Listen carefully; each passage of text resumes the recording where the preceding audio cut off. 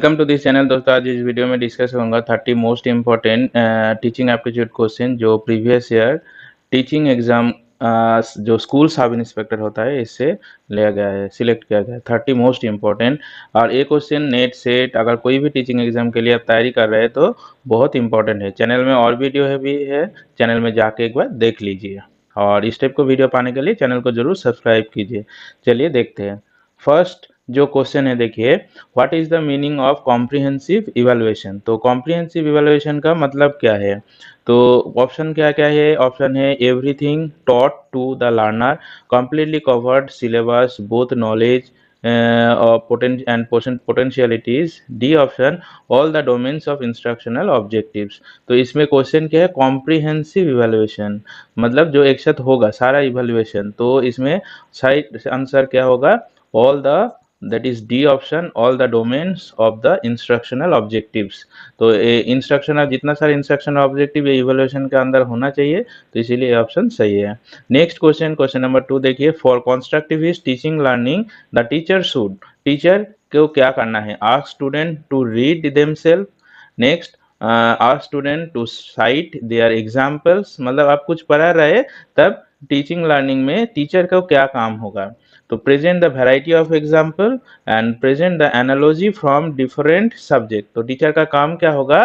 Present the analogy from different subject. This D option is correct here. Next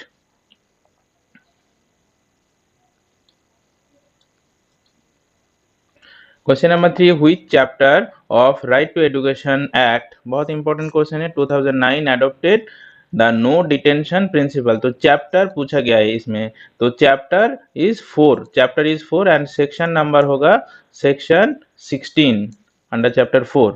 next question number 4, what is the meaning of simulated teaching. Simulated teaching का meaning क्या होगा? To practice teaching with peers, teaching in a make believe situation, teaching to practice teaching using computer software, practice of teaching skill. तो इसमें सही answer होगा that is to practice teaching with the peers. Peers के साथ अगर पढ़ाई करोगे तो सिमुलेट होगा आपका, और भी क्वेश्चन पता चल जाएगा और दोस्त के साथ आपका जो इतना सारा डाउट है डिस्कस भी कर सकते हैं। So that's why option A is correct है। Next one, which curriculum is most acceptable in the contemporary world। Option क्या क्या है? Experience curriculum, activity curriculum, idealistic curriculum and integrated curriculum. Obviously NEP 2020 में integrated curriculum को कह रहे हैं, तो integrated curriculum is most acceptable in the contemporary world. तो ऑप्शन डी इज करेक्ट है। Next one, competition as motivator is actually इंस्टिंक्सिक। Extrinsic, इंस्टिंक्सिक मतलब जो अंदर का होता है, अंदर से आता है। एक्सट्रिंसिक मतलब जो बाहर से आता है motivation. Spontaneous motivation, achievement motivation. तो कंपटीशन क्या होगा? कंपटीशन मतलब आपका एक्सट्रिंसिक, बाहर से, मतलब आपका कोई किसी जगह कंपटीशन हो रहा है, कुछ प्राइज मिलेगा, कोई मानी मिलेगा और भी कुछ मिल सकता है, तो दैट्स व्हाई दिस इज इंस्ट्रिक्शन। मतलब आपका कोई प्राइज और कुछ एक्स्ट्रा चीज और कुछ गिफ्ट दे रहा है, इसीलिए आप कंपटीशन कर रहे हैं। तो जो बाहर से आ रहे हो मोटिवेशन, तो दैट्स व्हाई दिस वन। और जो अंदर से आएगा मतलब आपका अंदर से आएगा, इसके लिए आप कुछ गिफ्ट प्राइज ये सब कुछ नहीं मिलेगा, बट मोटिवेशन हो रहा है जो अच्छा काम करना है खुद ही। Next, Zakir Hussain committee on Nai Talim submitted its report. तो कब सबमिट किया? 1927, 1937, 1947, 1950। तो ये रिपोर्ट सबमिट हुआ था 1937 दिसंबर मंथ। ठीक है, याद रखना, दिसंबर 1937 रिपोर्ट सबमिट हुआ एंड पब्लिश्ड ऑन 1938। ठीक है। Next question number 8, what is the meaning of classroom management? To maintain in the classroom, discipline maintain करना है, adequate learning environment, manipulated learning environment और active and responding learning environment. तो इसमें सही जवाब क्या होगा? Active and responding environment create करना है टीचर को। ठीक है, तो ऑप्शन डी इज करेक्ट है। Next, immediate memory span is in fact of measure of LTM, STM, information processing, sensory memory। तो ये होगा आंसर होगा इमीडिएट मेमोरी। इसका LTM मतलब लॉन्ग टर्म मेमोरी, STM मतलब शॉर्ट टर्म मेमोरी। तो immediate memory मतलब शॉर्ट टर्म, आपका कुछ चीज तुरंत याद आ रहा है, तो that is short term memory is the correct answer. Next one, which one is the most appropriate for the evaluation of predetermined learning outcome? Absolute grading, relative grading, numerical grading, alphabetical grading. So that is correct answer is absolute grading, most appropriate for evaluation. तो absolute grading, relative मतलब आप किसी के साथ compare कर, numerical मतलब marks दे रहा है, अल्फाबेटिक मतलब ए बी सी डी आप ग्रेडिंग कर रहे हैं, तो एब्सोल्यूट ग्रेडिंग जो एक साथ ग्रेडिंग कर रहे हैं, तो इसका एब्सोल्यूट ग्रेडिंग का डेफिनेशन है an evaluation system where system performance is measured against fixed predetermined.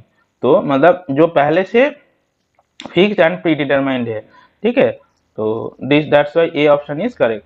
Next, which one should be the most acceptable criteria of curriculum evaluation? Student satisfaction, students learning outcome, teacher satisfaction, easy of implementation. तो answer क्या होगा इसका? Students learning outcome के basis में curriculum evaluation होना चाहिए।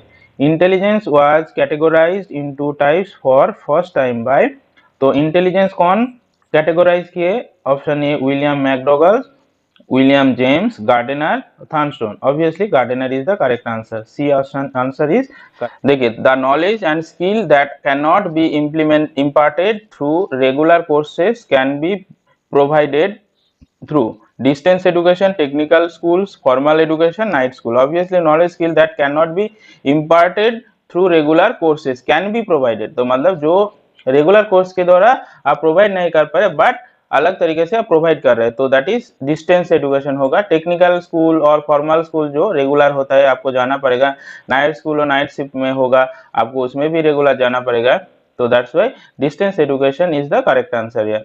According to Carl Rogers, self is the key to guidance, maladjustment, counselling और therapy. तो इसमें आंसर सही होगा काउंसलिंग, सेल्फ मतलब counselling.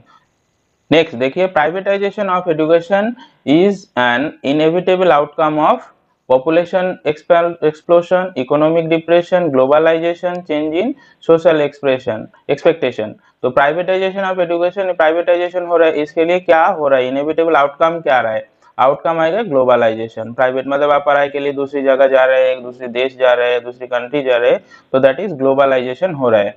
Memory which is also known as semantic memory is immediate memory, short term memory, long term memory, sensory memory.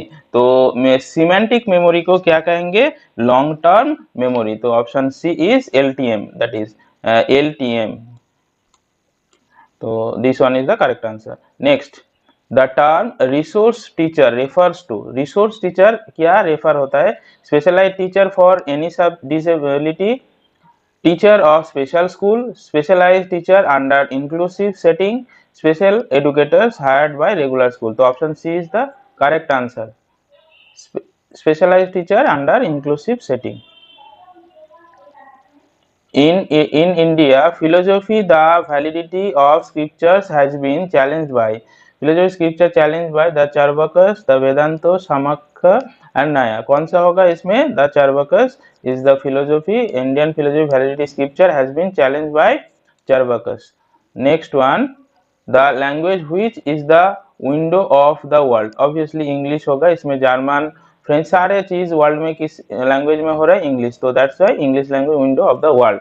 Rabindranath Tagore's idea of education, education for all, education for fullness, education for liberation, education for man making.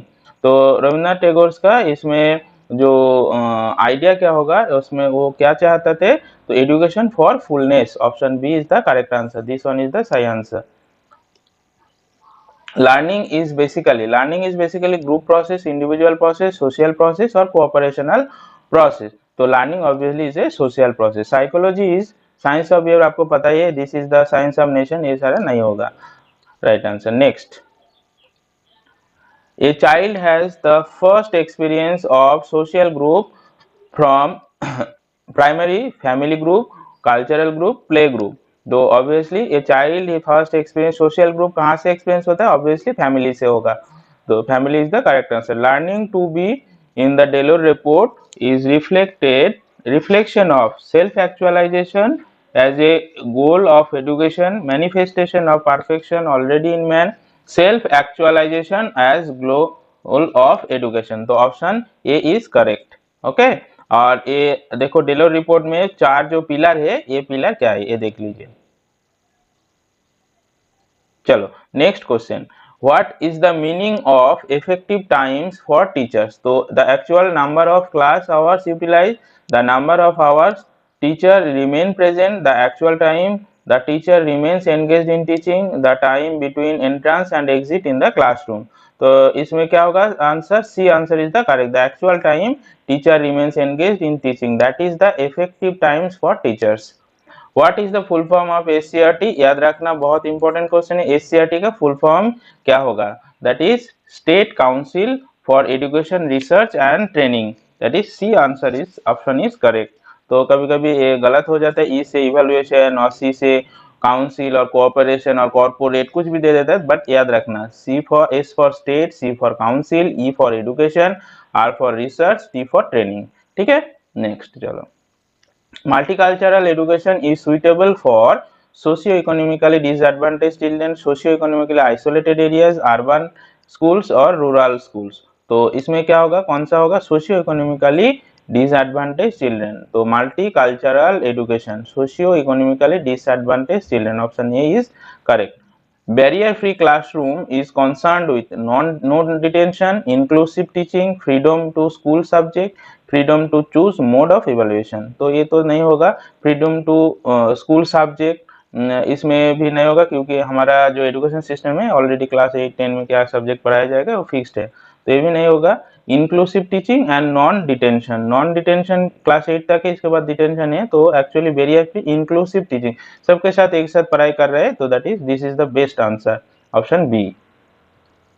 Next, man is potentially divine, this is an idealistic view of Sri Aurobindo, Mahatma Gandhi, Vivekananda और रविंद्रनाथ टैगोर। तो ये answer होगा सी, स्वामी विवेकानंद का ये vision है। Where is the headquarter of NAC? तो ये भी एक इम्पोर्टेंट क्वेश्चन है। NAC का हेडक्वार्टर कहाँ पर है? दिल्ली, कोलकाता, बैंगलोर और मुंबई। तो इसका आंसर होगा that is Bangalore, Bangalore is the right answer. इसका NAC का हेडक्वार्टर है। ठीक है, तो चलो आज की वीडियो इतना तक ही है। थैंक यू, और भी चैनल में जाके देख लीजिए, और भी वीडियो है। चलिए, थैंक यू, बाय बाय।